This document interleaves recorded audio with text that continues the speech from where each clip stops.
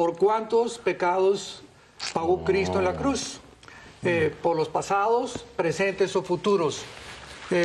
Claro que la Biblia dice claramente, ¿verdad?, que cuando Cristo muere, nos hizo perfectos para siempre. Hebreos capítulo 10, versículo del 8 al 12. Y con una sola ofrenda nos santificó eternamente. Entonces, la salvación que se nos da es vida eterna, no vida temporal. Entonces, si decimos que se pierde la salvación, entonces hemos recibido una falsa gracia de Dios, un regalo temporal, que depende de nuestras obras de ahí en adelante para que podamos nosotros verdaderamente justificar que somos salvos. Entonces, cuando decimos que la salvación se pierde, estamos exactamente diciendo que es la gracia más las obras igual a la salvación. Y la Biblia es muy clara: por gracia somos salvos por medio de la fe, no por obras. No hay absolutamente...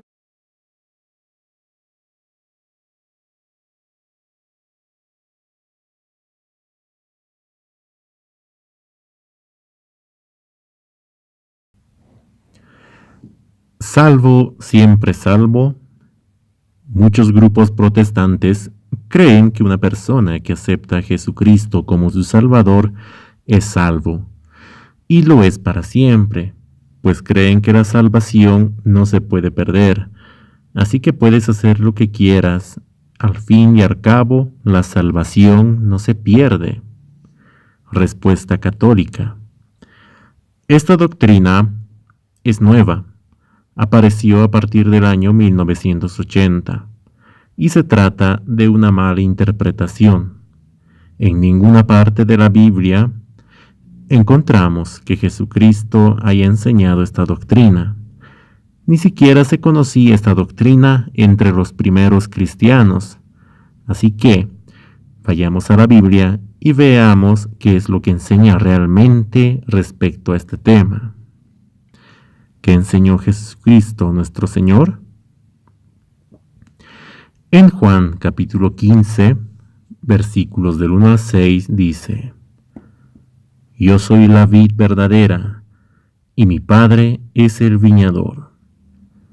Todo sarmiento que en mí no da fruto, lo corta, y todo el que da fruto, lo limpia, para que dé más fruto. Vosotros estáis ya limpios, gracias a la palabra que os he anunciado. Permaneced en mí como yo en vosotros. Lo mismo que el sarmiento no puede dar fruto por sí mismo, si no permanece en la vid. Así tampoco vosotros si no permanecéis en mí. Yo soy la vid, vosotros los sarmientos. El que permanece en mí y yo en él, ese da mucho fruto, porque separados de mí no podéis hacer nada. Si alguno no permanece en mí, es arrojado fuera, como el sarmiento, y se seca. Luego los recogen, los echan al fuego y arden. Jesucristo es claro. No basta estar en él, también hay que dar frutos, porque quien no da frutos será cortado y arrojado al fuego. Si la salvación no se perdiera, entonces las ramas que no dan fruto no serían cortadas. Si una rama que no da fruto es cortada, entonces un cristiano que no vive con tal también pierde su unión a Jesucristo y por ende pierde su salvación. Además, Jesucristo dijo que no basta decir Señor, Señor. Veamos qué dice en Mateo capítulo 7, versículos del 21 al 23. No todo el que me diga Señor, Señor entrará en el reino de los cielos, sino el que haga la voluntad de mi Padre celestial. Muchos me dirán aquel día, Señor, Señor, ¿no profetizamos en tu nombre, y en tu nombre expulsamos demonios, y en tu nombre hicimos muchos milagros? Y entonces les declararé, jamás os conocí, apartaos de mí, agentes de iniquidad. Es claro, no basta hablar de Jesucristo, ni obrar milagros en su nombre. tenemos que llevar una vida de acuerdo a la voluntad de Dios. De lo contrario, nos dirán: jamás os conocí, apartaos de mí, agentes de iniquidad. Que quede claro, la doctrina de salvo siempre salvo no es cristiana. ¿Qué enseñaron los primeros cristianos?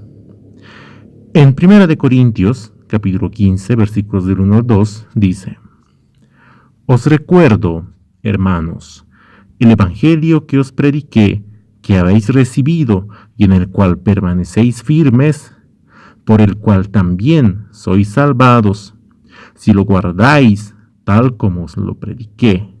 Si no, habríais creído en vano. Si basta creer para ser salvo para siempre, entonces, ¿por qué Pablo les pide que se mantengan firmes?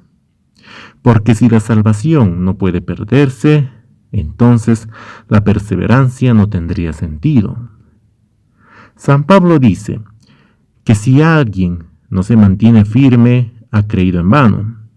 Eso demuestra que la salvación sí se puede perder, así que no basta creer para salvarse, también hay que perseverar hasta el final.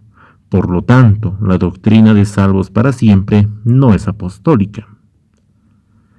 Si los que han aceptado la gracia de Cristo ya no pueden perderla, entonces no tendría sentido la exhortación de Pablo cuando dice en Filipenses capítulo 2, versículo 12: Así pues, queridos míos, de la misma manera que habéis obedecido siempre, no solo cuando estaba presente, sino mucho más ahora que estoy ausente, trabajad con temor y temblor por vuestra salvación.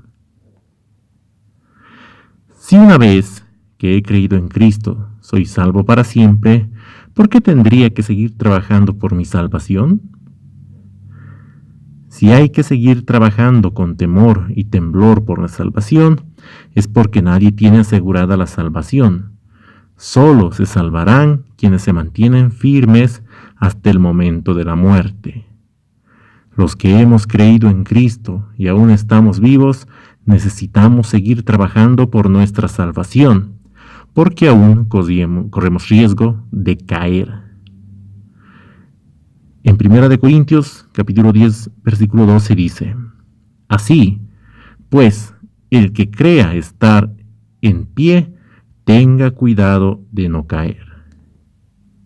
Salvos, siempre salvo, no es una doctrina de los primeros cristianos. Si fuera así, Pablo no hubiera dicho que el que está de pie puede caer. San Pablo dice que él mismo puede quedar fuera de la salvación. En 1 Corintios 9:27 dice: Castigo mi cuerpo y lo tengo bajo control, no sea que después de predicar a otros yo me vea eliminado. Así que no debemos confiarnos, porque muchos, después de haber sido iluminados y haber probado el don sobrenatural, volvieron a caer. En Hebreos, capítulo 6, versículos del 4 al 6 nos dice: Porque es imposible que cuantos fueron una vez iluminados, gustaron el don celestial y fueron hechos partícipes del Espíritu Santo, saborearon las buenas nuevas de Dios y los prodigios del mundo futuro, y a pesar de todo, cayeron. Se renueven otra vez mediante la penitencia, pues crucifican por su parte de nuevo al Hijo de Dios y le exponen a pública infamia. En Romanos capítulo 11, 22 dice: Fíjate que Dios es a la vez bondadoso y severo con ellos que cayeron, y bondadoso contigo, siempre que perseveres en el bien, pues de lo contrario tú también serás cortado. Así que todos corremos el riesgo de caer y perder la salvación. No dejes que el mal ponga en riesgo tu salvación con la falsa idea de que la salvación no se pierde. Recuerda que la mejor forma que el demonio tiene de robarte la salvación es hacerte que bajes la guardia, haciéndote creer que todo está bajo control. Ten siempre presente la palabra de nuestro Señor en Mateo capítulo 26, versículo 41, donde nos dice: estén despiertos y recen para que no caigan en la tentación. El espíritu es animoso, pero la carne es débil. Pidamos al Señor el don de la perseverancia, para que podamos estar de pie hasta el final.